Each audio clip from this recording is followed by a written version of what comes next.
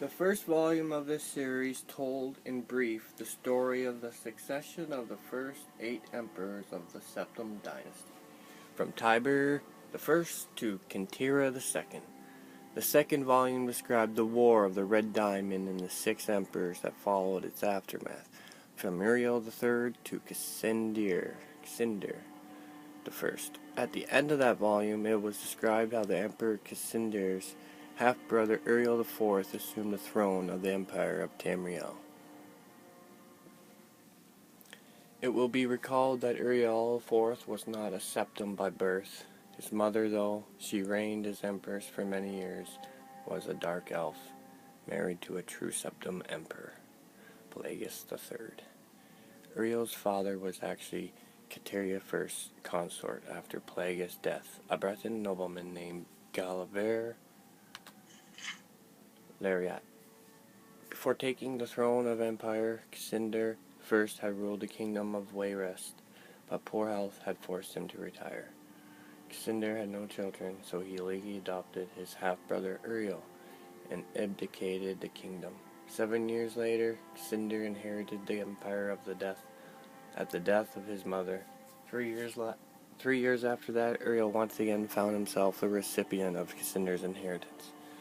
Uriel IV's reign was a long and difficult one, despite being a legally adopted member of the Septim family, and despite the Lariat's family high position. Indeed, they were distant cousins of the Septims. Few of the Elder Council could be persuaded to accept him fully as a blood descendant of Tiber. The council had assumed much responsibility during Kateria I's long reign and Cassander's first short one, and the strong-willed alien monarch like Uriel IV found it impossible to command their unswerving fealty. Time and again the council and emperor were at odds, and time and again the council won the battles. Since the days of Pelagus II, the Elder Council had consisted of wealthiest men and women in the empire, and the power they wielded was conclusive. The council's last victory over Uriel IV was posthumous. Andoric, Uriel IV's son, was disinherited by vote of council, and a cousin more closely related to the original septim line was proclaimed. Sepphoris II in 3 era 247. For the first 9 years of Sepphoris' second reign, those loyal to Andoric battled the imperial forces. In an act that the sage Irantine called Tiber Septim's heart beating no more, the council granted Andoric the high rock kingdom of Scornhelm to end the war, and Andoric's descendants still rule there. By and large, Sepphoris II had foes that demanded more of his attention than Andoric. From out of a Cimmerian nightmare, in the words of Arantine, a man who called himself the Camarine usurper led an army of Daedra and undead warriors on a rampage through Valen Wood, conquering kingdom after kingdom. Few could resist his onslaughts, and his month turned to bloody month in the year 3 era 249. Even fewer tried. Sepphoris II sent more and more mercenaries into Hammerfell to stop the usurper's northward march, but they were bribed or slaughtered and raised as undead. The story of the Cimmerian usurper deserves a book of its own. It is recommended that the reader find Palux there's the Fall of the Usurper for more detail. In short, however, the destruction of the forces of the usurper had little to do with the efforts of the emperor. The result was a great regional victory and an increase in hostility towards the seemingly inefficacious empire. Uriel V, Sepphoris II's son and successor, swiveled opinion back toward the Latin power of the empire, turning the attention of Tamriel away from internal strife. Uriel V embarked on a series of invasions, beginning almost from the moment he took the throne in 3 era 268. Uriel V conquered Roscrea in 271, Katha in 276, and S. Lai in 279, and S. Rene in 284. In 3 era 288, he embarked on his most ambitious enterprise, the invasion of the continent kingdom of Akavir. This ultimately proved a failure, for 2 years later Uriel V was killed in Akavir on the battlefield of Lanith. Nevertheless, Uriel V holds a reputation second only to Tiber as one of the 2 great warrior emperors of Tamriel. The last 4 emperors, beginning with Uriel V's infant son, are described in the 4th and final volume of this series. Cool.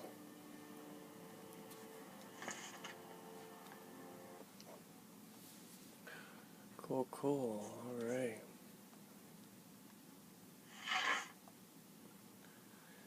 And to pick up more stuff, I guess.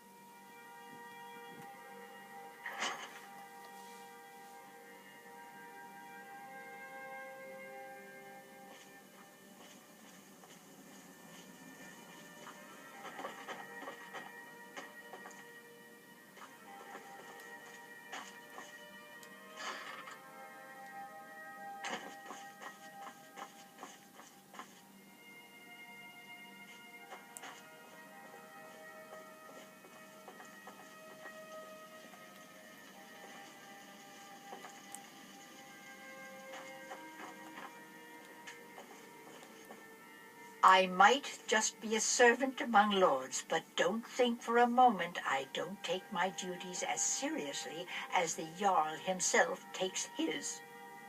Okay.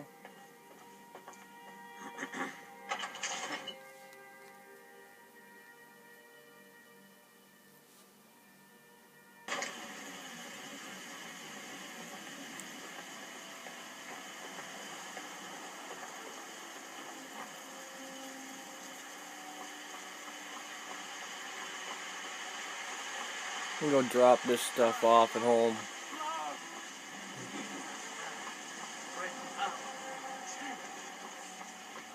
Be glad you're here in the city, not out in the river. Hi, Lucia. You're the best. Can you be my father? Here, have a gold piece. Oh, thank you. Divines, bless your kind heart. You too.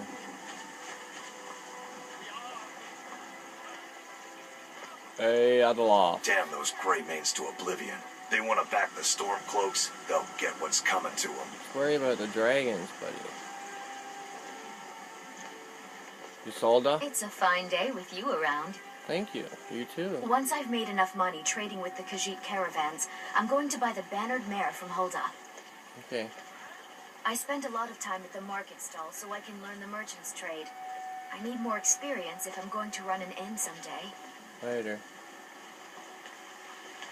Hey.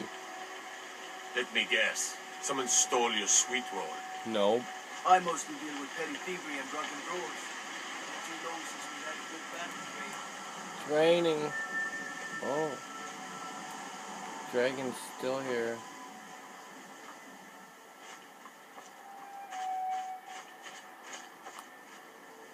Alright. Well, I'm going to go drop some stuff off in my house here. So, see you in a bit.